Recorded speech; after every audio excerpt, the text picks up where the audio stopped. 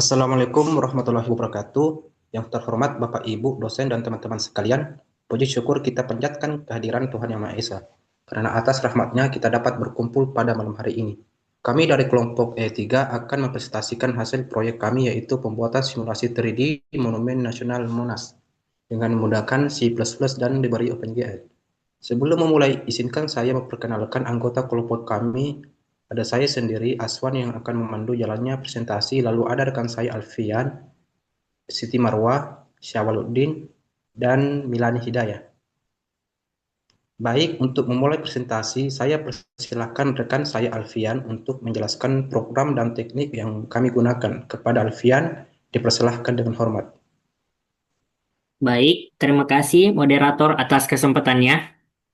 Sebelum melangkah ke bagian kode yang kami miliki, di sini saya akan yang akan dijelaskan oleh teman saya mengenai isi-isi bagiannya. Di sini saya akan mendemokan eh, program kami terlebih dahulu, lalu menjelaskan dari teknik yang kami gunakan. Nah, untuk menjalankan program ini, di sini pertama kita melakukan kompilasi file main.ccp menggunakan compiler G++. Nah, perintahnya itu seperti ini, G++ main.ccp, yaitu main.ccp ini adalah nama file yang gunakan, dan min.o monas.exe yang akan muncul dan akan dijalankan. Min lf L free glut min lopeng L32 min LJ LU32. Nah, ketika kita enter, maka dia akan muncul file monas1.exe yang bisa langsung kita jalankan itu eh, untuk menampilkan hasilnya. Dan jika kita jalankan, maka akan muncul seperti ini. Bisa kita lihat tampilannya, hasil dari kode yang kami buat.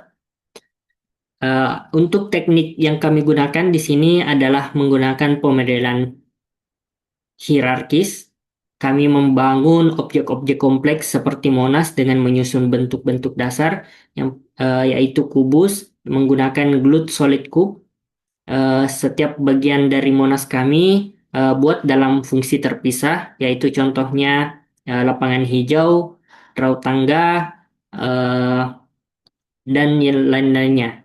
Nah, di sini kami menggunakan juga GL push matrix dan GL pop matrix untuk memastikan transformasi seperti skala, GL scale-up, dan posisi GL trans-scale-up pada suatu objek tidak memengaruhi objek lainnya.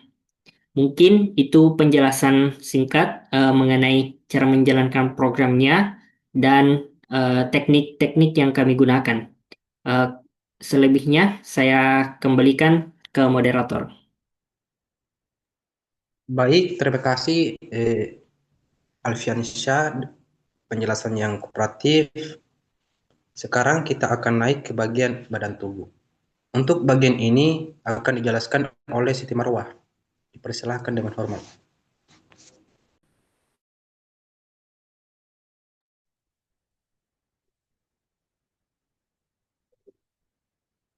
Baik, terima kasih atas kesempatan yang diberikan.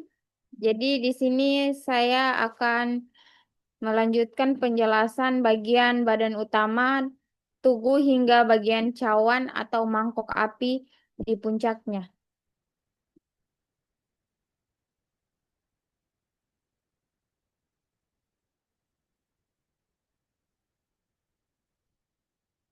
Pertama adalah draw trapesium terbalik.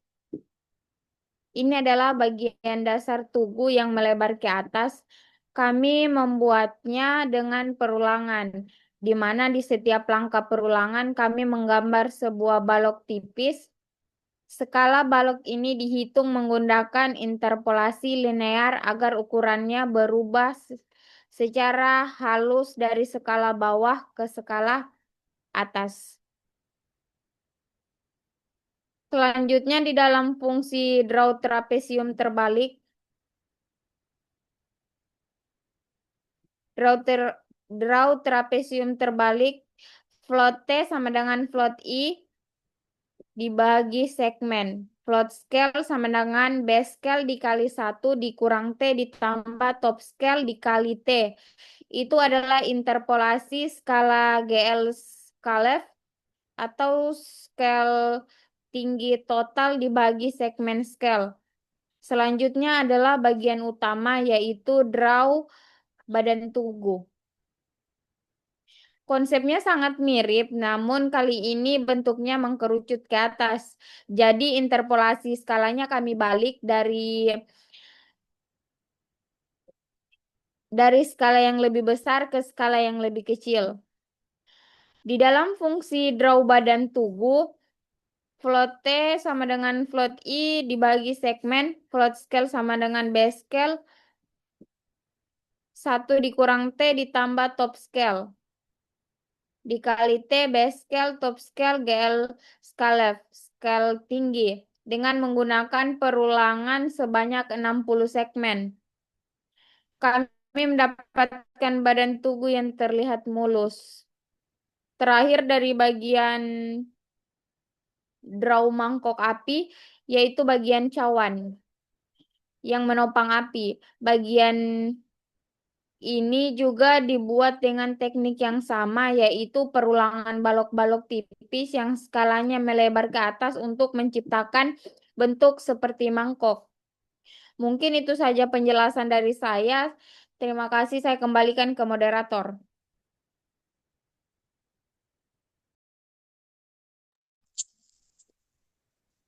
Terima kasih atas penjelasan Siti Marwa tentang pemodelan badan dan puncak monumen.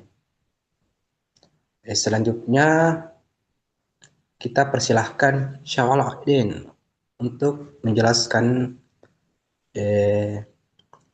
bagiannya. Dipersilahkan dengan hormat. Terima kasih Aswan. Saya akan menjelaskan cara kami membuat bagian lingkungan dan dasar monumen. Bagian ini terdiri dari lapangan, jalan, taman, dan tangga bawah Monas. Pertama, kami membuat lapangan hijau dengan fungsi draw lapangan. Ini sangat sederhana. Kami hanya membuat satu kubus besar yang kami pipihkan skalanya pada sumbu Y. Selanjutnya, kami membuat jalan dan taman di sekeliling Monas.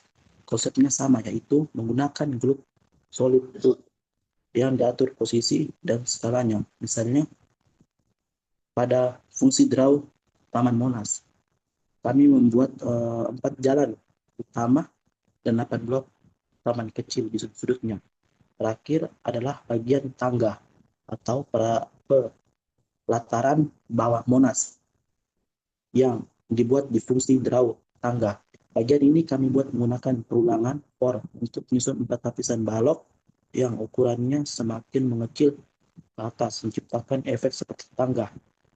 Dengan menyusun balok ini, kami berhasil membentuk dasar monumen yang kokoh. Sekian penjelasannya dari saya kembalikan ke moderator. Baik, terima kasih atas Syawal Akhdin. Pemodelan lingkungan dan dasar monumennya sangat kooperatif dan dijelaskan dengan baik. Selanjutnya, sebagai sentuhan terakhir, mari kita lihat bagaimana api di puncak dibuat dan bagaimana interaksi program bekerja. Kepada Milani dipersilahkan.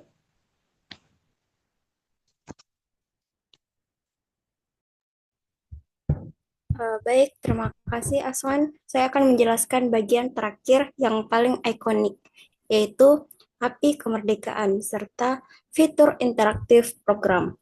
Untuk membuat api pada fungsi draw api, kami tidak lagi menggunakan glue solid cup. Kami menggunakan glue Kyber Glider agar bentuknya lebih organik dan melengkung. Kami membuat api ini dari 30 segmen silinder yang ditumpuk. Keunikan dari fungsi ini adalah setiap segmen silinder kami putar sedikit atau grotted pada sumbu Y.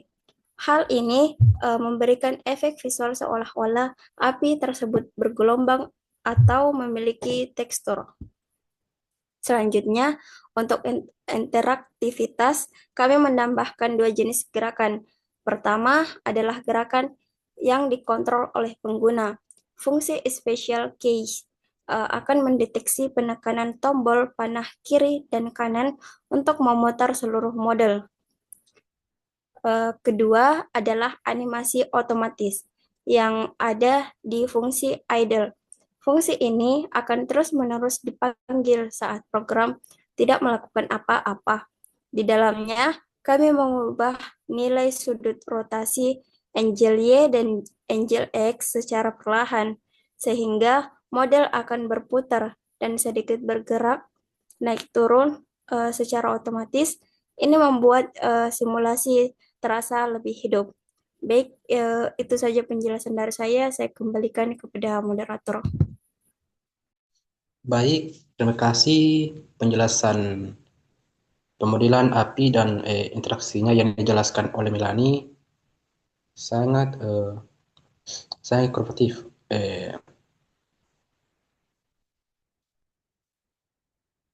Baik, secara singkat, kami telah berhasil membuat sebuah simulasi 3D monumen nasional karena lingkungannya itu menggunakan C++ dan OpenGL. Proyek ini dibangun dari bentuk-bentuk dasar, disusun secara hierarkis dan diberi animasi serta interaksi untuk membuatnya lebih dinamis.